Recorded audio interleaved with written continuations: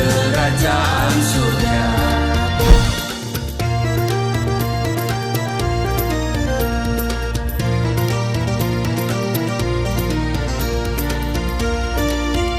Shalom Bapak Ibu, sahabat Galilea dan seluruh subscriber Galilea Network yang diberkati oleh Tuhan Yesus. Senang boleh menjumpai Bapak Ibu di akhir pekan. Apa kabarmu? Mungkin saudara sedang sibuk untuk mengisi akhir pekan dengan acara rekreasi yang bersifat keluarga. Tapi mungkin ada juga yang sedang masih melakukan tugas kerjanya, apapun aktivitasmu. Mari saudara sejenak kita bersatu teduh, kita melakukan apa yang firman Tuhan katakan. Carilah dahulu kerajaan Allah dan kebenarannya, maka semuanya ditambahkan kepadamu.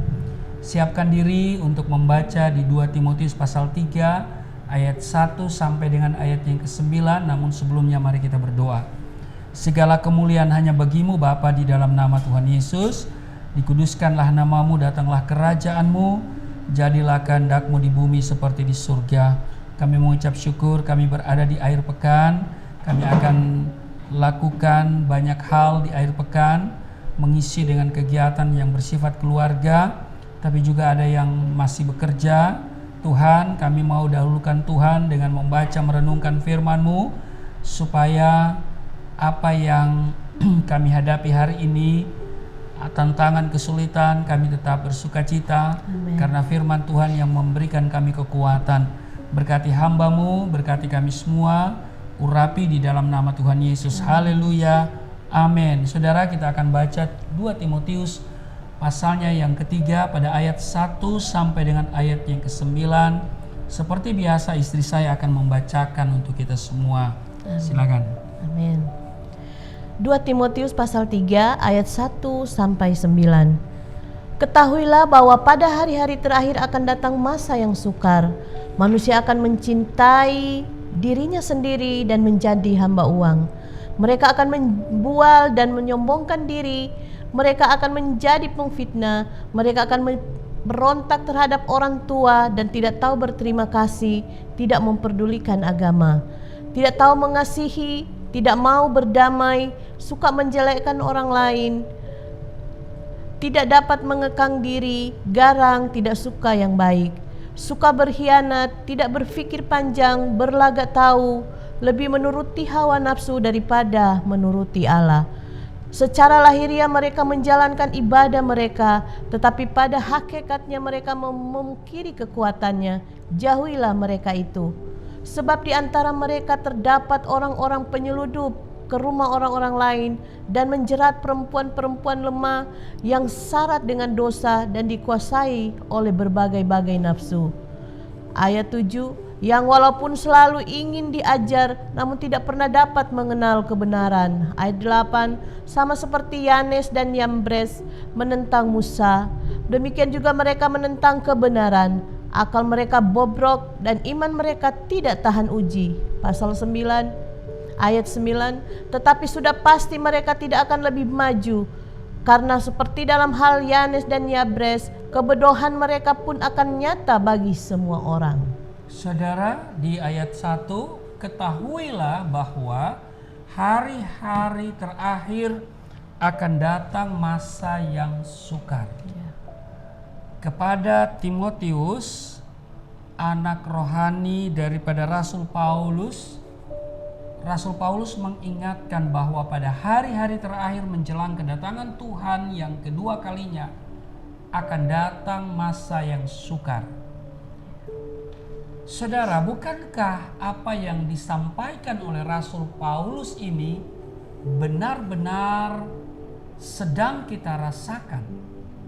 Saat ini semua umat manusia di belahan bumi manapun tanpa terkecuali mengalami masa-masa sukar di segala aspek kehidupan ini.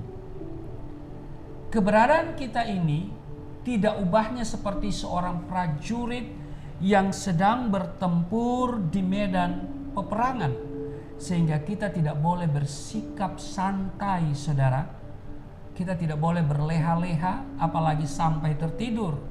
Sebab jika kita lengah sedikit saja, kita akan menjadi korban perang. Maka dari itu, Efesus pasalnya yang ke-6 ayat 10 mengingatkan kita, saudara. Efesus pasal 6 ayat yang ke-10.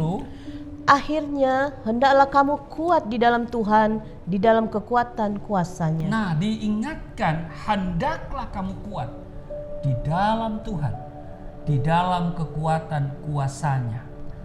Situasi-situasi sukar yang sedang terjadi tentunya membuat banyak orang menjadi lemah, takut, khawatir, dan kemudian putus asa.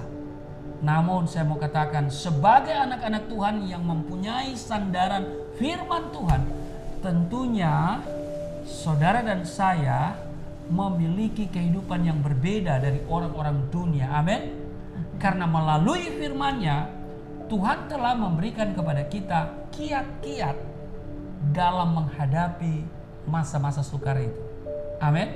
Amin. Nah, hal yang harus kita lakukan agar dapat bertahan di tengah kesukaran yang terjadi hari-hari ini, yang pertama, kita harus berdoa. Amin.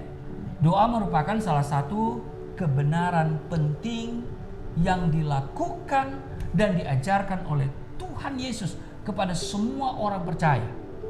Tanpa doa, kita akan mengalami kematian rohani, karena doa dikatakan selalu kita mendengar doa adalah nafas hidup kita. Amin.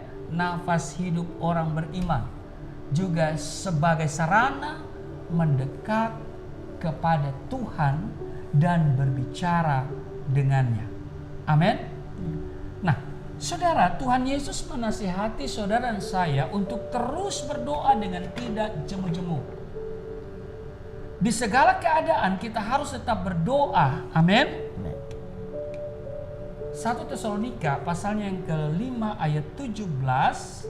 Tetaplah berdoa. Sangat sederhana, saudara.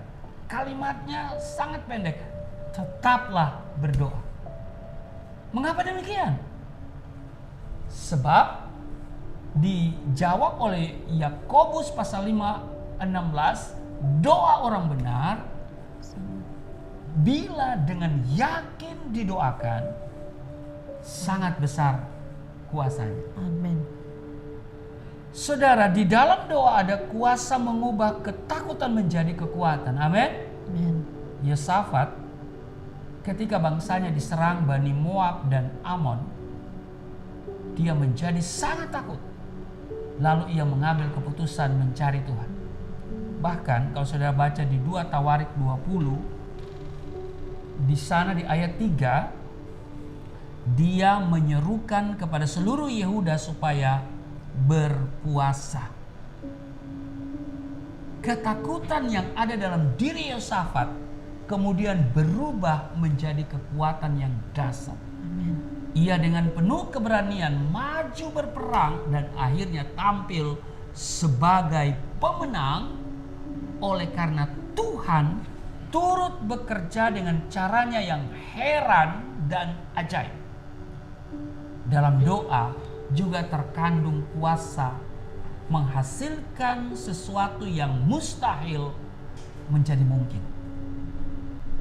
Kita tahu satu lagi, Hana. Hana adalah wanita mandul yang secara manusia mustahil dapat memiliki anak. Saudara, Hana menikah dengan Elkana. Karena Hana itu mandul, Alkitab mencatat Elkana kemudian menikah lagi dengan Penina. Saudara, Alkitab juga mencatat dari hari ke hari Penina selalu menyakiti hati Hana. Tapi karena Hana terus bertekun di dalam doa, perkara yang ajaib pun terjadi. Tuhan mendengarkan seruan doanya, sehingga kalau saudara baca di 1 Samuel pasalnya yang pertama ayat 20, mengandunglah Hana dan melahirkan seorang anak laki-laki. Kata Hana di 1 Samuel pasal 1 ayat 27, untuk mendapat anak inilah aku berdoa dan Tuhan telah memberikan kepadaku apa yang kuminta daripadanya. Amin. Jadi doa yang dilakukan dengan iman dan penuh keyakinan sangat besar kuasanya. Amin. Jadi saudara, saat menghadapi kesukaran, kita harus makin meningkatkan jam-jam doa kita. Amin. Amin. Kita lihat Daniel. Daniel pun melakukan hal ini, saudara. Ya. Dalam kamar atasnya, kalau saudara baca di Daniel pasal 6 ayat 11, ada tingkap-tingkap yang terbuka ke arah Yerusalem. Dan di sana dicatat 3 kali sehari ia berlutut, dia berdoa, serta dia memuji Allahnya seperti yang biasa dilakukannya. Meski harus dimasukkan ke dalam gua singa, Daniel terluputkan dari maut karena tangan Tuhan sanggup mengatupkan mulut singa-singa itu. Saudara, kita tidak akan mampu bertahan di tengah kesukaran bila kita mengandalkan kekuatan kita yang sangat terbatas ini. Betul? Ya. Sungguh benar apa yang dikatakan oleh pemazmur di Mazmur 121 pada ayatnya yang kedua. Di sana dikatakan apa? Pertolonganku ialah dari Tuhan yang menjadikan langit dan bumi. Nah, pemazmur berkata, pertolonganku ialah dari Tuhan yang menjadikan langit dan bumi. Amin. Amin. Itu yang pertama. Di saat-saat yang sukar ini, saudaraku yang kekasih, kita harus berdoa. Yang kedua, saudara, kita harus memegang janji Tuhan. Amin. Amin. Janji manusia seringkali berujung kepada ingkar dan mengecewakan. Namun saudara, bila Tuhan yang berjanji cepat atau lambat, pasti dan pasti akan digenapi. Sebab dikatakan Allah bukanlah manusia sehingga ia berdusta, bukan anak manusia sehingga ia menyesal. Masakan ia berfirman dan tidak melakukannya, atau berbicara dan tidak menepatinya. Itu saudara lihat di Bilangan pasal 23 ayatnya yang ke-19. Itulah sebabnya Daud berkata di Mazmur 119 ayat 11, dalam hatiku aku menyimpan janjimu supaya aku jangan berdosa terhadap engkau. Karena keteguhannya dalam memegang janji Tuhan ini, Daud memiliki keberanian ilahi saat berhadapan dengan Goliat, karena ia sangat percaya akan kebesaran dan kuasa Tuhan. Amin. Amin. Nah, saudaraku, sahabat Galilea dan seluruh subscriber Galilea Network yang diberkati oleh Tuhan Yesus, di tengah kesukaran dan goncangan yang terjadi saat ini, mari kita makin melekat kepada Tuhan melalui doa dan iman percaya kita kepadanya. Amin. Sebab inilah kemenangan yang mengalahkan dunia, yaitu iman kita.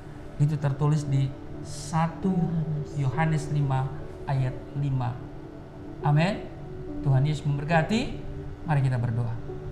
Kami diingatkan hari ini untuk terus berpegang pada janji Tuhan. Kami tidak akan berpegang pada janji manusia, sebab janji manusia akan selalu berujung pada kekecewaan, dan dia yang berjanji, dia yang selalu mengingkari janjinya. Tapi janji Tuhan ya dan amin. Karena itu kami akan terus pegang, kami akan selalu bersandar kepada Tuhan. Kami tidak akan andalkan siapapun.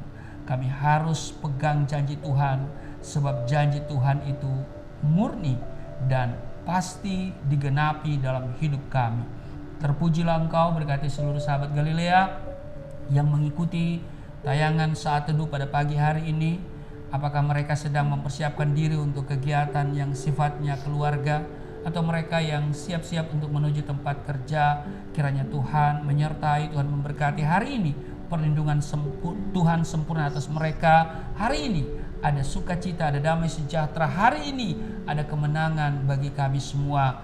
Berkati kesehatan, berkati keuangan, berkati rumah tangga mereka semua. Di dalam nama Tuhan Yesus. Haleluya. Amin.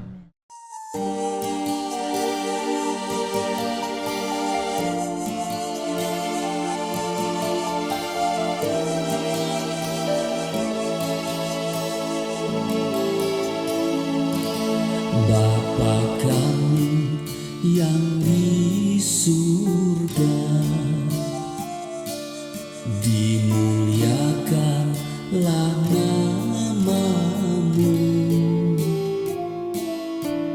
Datanglah kerajaan, jadilah kehendak-Mu di bumi seperti di surga.